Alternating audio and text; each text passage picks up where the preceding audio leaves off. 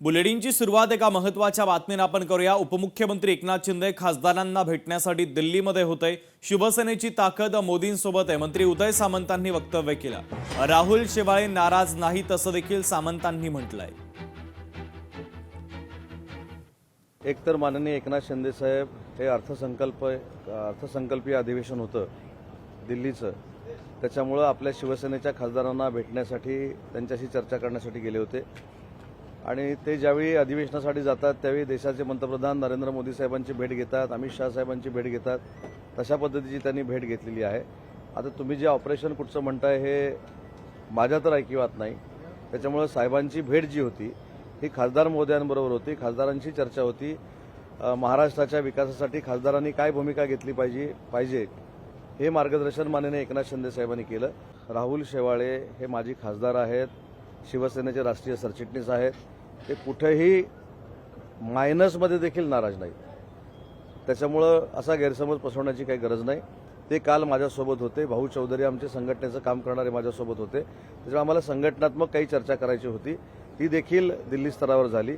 वेगवेगळ्या राज्यांमध्ये शिवसेनेचं जे विस्तारीकरण करायचं आहे त्याच्यामध्ये दिल्लीमध्ये बैठक झाली। त्याच्यामुळे राहुल शेवाळे हे नाराज नाहीत, उलट राहुल शेवाळेने मोठ्या मनानं पुन्हा एकदा संघटनेचं काम करायला सुरुवात केलेली आहे। मुख्यमंत्री देवेंद्र फडणवीसांनी मुंबईकरांना मोठा दिलासा दिला। मालमत्ता फेरफार प्रक्रिया आता पूर्णपणे ऑनलाईन होणार आहे।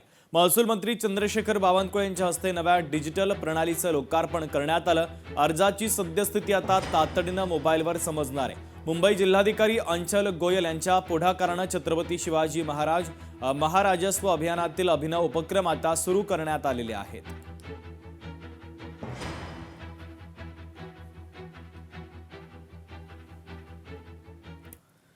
परभणी जिल्हा परिषदेमध्ये आता भारतीय जनता पक्षाचा अध्यक्ष झाला। विजयकुमार वाकळे यांची बिनविरोध निवड झाली, तर उपाध्यक्षपदी राष्ट्रवादीचे श्रीकांत भोसले विटेकर यांची निवड झालेली आहे।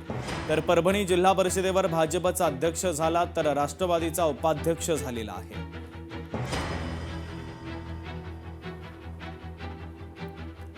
भारतीय जनता पक्ष जय पराजयाचा विचार करत नाही। जनतेनं दिलेला कौल आम्हाला मान्य आहे, आमदार गोपीचंद पडळकर यांनी वक्तव्य केलंय।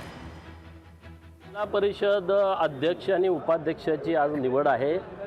स्थानिक स्वराज्य संस्थेमध्ये अत्यंत महत्त्वपूर्ण ही संस्था आहे। महायुती, भारतीय जनता पार्टी, शिवसेना, जनसुराज्य आणि रयत क्रांती संघटना असे आमचे सदस्य एकत्रित आहेत। लढणं हा भारतीय जनता पार्टीचा स्वभाव आहे। लोकांनी दिलेला कौल आमच्याकडं आम्ही मान्य करून आता ह्या निवडणुकीला आम्ही सामोरं जातोय। आता थोड्या वेळानंतर कळेल नेमकी काय परिस्थिती होती।